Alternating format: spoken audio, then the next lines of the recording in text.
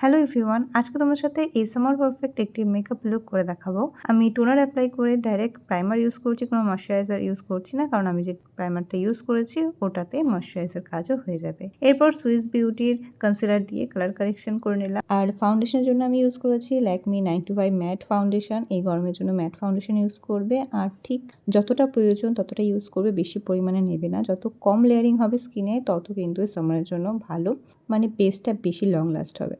আর আমি এখানে সুইস বিউটির একটা আইশ্যাডো প্যালেট নিয়েছি, সেখান থেকে ডার্ক ব্রাউন শেড নিয়ে আইব্রোটাকে ফিল করেছি, একটা লাইট ব্রাউন শেড দিয়ে আইলিডটাকে পুরোপুরি ওই একটা কালারই দিয়েছি। তারপর মোটা করে কাজল, আমার সবথেকে ফেভারিট লিপ শেডটা ইউজ করে নিয়েছি।